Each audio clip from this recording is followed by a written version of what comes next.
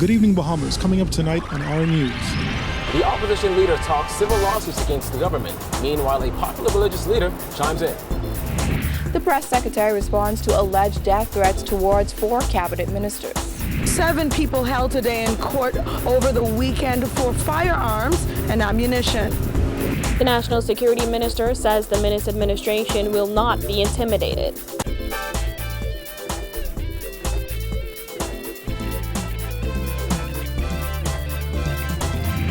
Our news is brought to you by Alive, the nation's newest and best LTE network. Good to be alive.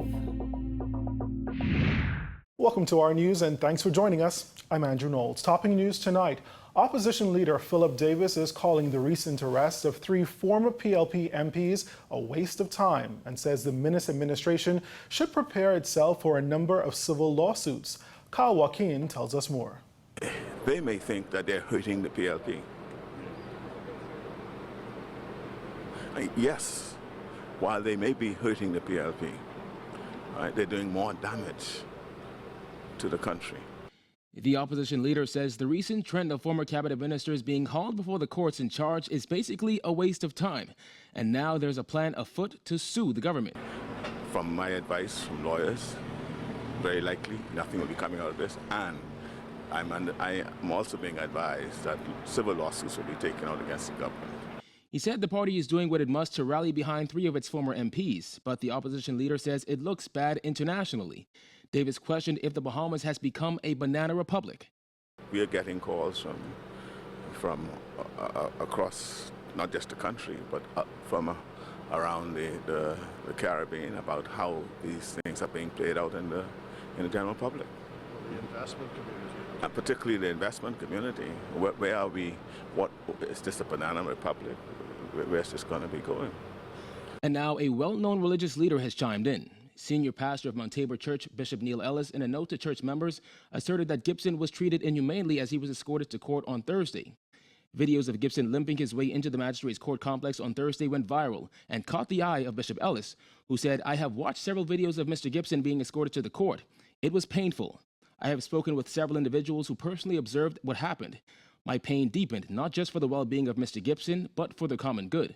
Gibson's attorney, Anthony McKinney, has said that Gibson injured his foot in a boating accident. He didn't have his crutches on going into the magistrate's court, but was seen using them at the Supreme Court an hour later. Bishop Ellis, in stressing his disappointment, said, "We are well served to be guided always by the simple admonition of St. Paul to the Galatians, that we are to do unto others as we would have them do unto us. This simple concept is so powerful that it is central to our shared value of civility. Any breach of this basic Christian principle, especially in this exercise of public duty, can result in serious and long-lasting negative consequences for our nation." Well, as Davis has already called for Bahamians to march and protest against what the opposition has dubbed the political witch hunt, we asked him what he expects to be the outcome of all this. From the advice that I've been getting from all of from lawyers who are representing my colleagues, my former colleagues, this will end just as like all other witch hunt ended by the F&M. A commission of inquiry they had, what happened? Most of the salient conclusions and findings were quashed by the Supreme Court. During 2007 to 2012, again, witch hunting was taking place. The persons would have been charged and nothing came out of it. Now, as for what the PLP will do next, Davis says people will just have to sit back, wait, and see. Reporting for our news, I'm Kyle Joaquin. Thanks, Kyle. Officers of the Fresh Creek Police Station are being credited with a $3.2 million drug bust at the government dock in Andros over the holiday weekend. 3 Andros men have been arrested in connection with the significant seizure. Vonig Toot has the details. 2 choppers loaded with nearly 3,000 pounds of suspected marijuana touched down at Odyssey Aviation in New Providence shortly before midnight. These large white crocus sacks are just a portion of the 78 large packages of marijuana seized in Andros on Monday. The officers from the Fresh Creek Station gathered. The officers was able to observe a suspicious vessel in the waterway in the Fresh Creek, near to the Fresh Creek government dock. Officer in charge of the Drug Enforcement Unit, Assistant Commissioner Sam Butler, says it all went down around 4 p.m. Monday when officers of the North Andros Division met a go-fast boat that appeared to run aground. A search of nearby bushes uncovered marijuana valued at $3.2 million. There are a number of croaker sacks containing marijuana.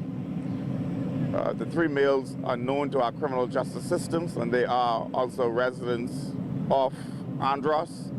The men, ages 47, 36, and 27, were taken into custody while officers of the Drug Enforcement Unit were called in. Due to the significant quantity of drugs, officers were only able to transport some of the crocus bags to New Providence last night.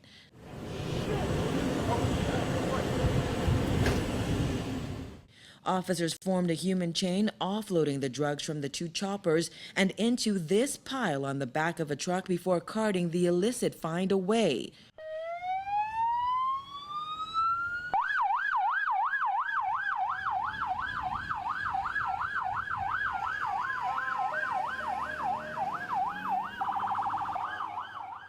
The remainder of the drugs was brought in today. Butler says they continue to work tirelessly to rid the streets of illicit drugs. This particular seizure is a very significant one, and we are really pleased of the efforts of the officers from the Fresh Creek Police Station. Reporting for our News, I'm Vonik Toot. The press secretary for the Office of the Prime Minister is making it clear that senior government officials do not take seriously a tabloid story alleging threats against certain ministers. His comments came during a weekly press briefing at the Office of the Prime Minister. Giorgio Bain reports. According to Press Secretary Anthony Newbold, the Prime Minister is not taking alleged death threats seriously and says he has the utmost confidence in the Royal Bahamas Police Force. While Newbold said no serious credence is being given to a tabloid story alleging death threats, he added that when the House of Assembly reconvenes in September, corruption legislation will be looked at to implement an independent director of prosecutions. It's a headline this morning that speaks to the security for the Prime Minister and top legal officials. We don't want to give too much credence to that kind of report, but the Prime Minister has the utmost confidence in the officers of the Royal Bahamas Police Force and Defense Force whenever necessary to protect him and his ministers. And I must say that the Prime Minister is protected by a very competent detail. The investigations in question that I just spoke about, they will continue as long as there is credible evidence being produced, and anyone with that evidence should produce it instead of telling the media. Newbold was also asked whether security was beefed up for the Prime Minister and certain members of his cabinet. No, the security detail is the same. There's no beefed up. I was just saying that the Prime Minister has a very competent detail. We know of no credible threat to the Prime Minister or anyone else, but the detail is very much aware, and I'm his spokesman. They watch me, so they're doing what they're supposed to do. Newbold also addressed questions surrounding whether the Attorney General could recuse himself from anti-corruption cases. No, the Attorney General cannot and will not recuse himself from any of the recent court cases for alleged bribery involving former MPs. As the Attorney General, he must authorize all matters related to alleged bribery. He's presented with the result of any investigations. In fact, those investigations cannot be pursued without the approval of the Attorney General. Reporting for our News, I'm Giorgio Bain. From court tonight, a 34-year-old man was sentenced to 6 years in prison after pleading guilty to ammunition charges. April Sands was in court and has the details. Well, he pleaded to find a large quantity of ammunition in the Carl Harbor area. And according to Judge Joyanne Ferguson Pratt, it's one of the largest findings just in one case since she's been ruling for 7 years. 34-year-old Javon Hanna was charged today with 5 counts of possession of ammunition with the intent to supply. The court heard that on August 4th around 5 p.m., officers acting on information showed up at Hanna's home in Golden Gates with a search warrant. When he opened the door, officers searched the rear of the house, going into the backyard with a canine, which led them to a banana patch. That's where officers allegedly found 1,398 live rounds of ammunition, including 78.9 millimeters of live rounds of ammunition, 216.45 of live rounds of ammunition, 154.4 live rounds of ammunition, 423.223 live rounds of ammunition, and 527.62 live rounds of ammunition. Hanna was later taken to the Central Detective Unit, where he allegedly admitted to the offense. Hanna, who was not represented by an attorney, told Chief Magistrate Joyanne Ferguson Pratt that he found the ammunition in the Core Harbor area, adding that he has fully cooperated with police, including entering a guilty plea. He asked that the court be lenient with him. However, Ferguson Pratt called the offense too egregious for the court to be lenient. She said it is the largest amount of ammunition her court has seen in one case during her 7 years as a magistrate. Ferguson Pratt sentenced Hanna to 6 years at the Bahamas Department of Corrections and fined him $6,000. Reporting for our news, I'm April Sands. Also from court, 22-year-old Kendrick Knowles, seen in the baby blue striped shirt, was charged today with manslaughter. Knowles, who appeared before Chief Magistrate Joyanne Ferguson Pratt, was charged in connection with the August 1st, 2016 murder of Bahagio Wright. Knowles was not required to enter a plea and was denied bail. He returns to court on September 14th. Well, top Bahamian athletes doing some big things and making some big waves at the IAAF World Track and Field Championships in London, with the country scoring its first medal of the Games. Marcellus Hall reports.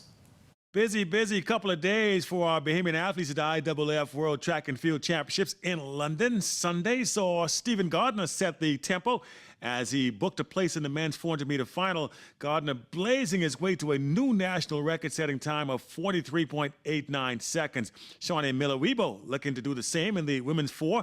Shawnee not leaving much to doubt here as she, too, was able to advance comfortably in 50.36 seconds, setting up a rematch of last year's Olympic final with American Allison Felix. Miller-Weibo back in action today along with Tania Gaither and Anthony Strawn in the heats of the 200 meters. First would be Gaither in heat number 1. She would finish in the top 2.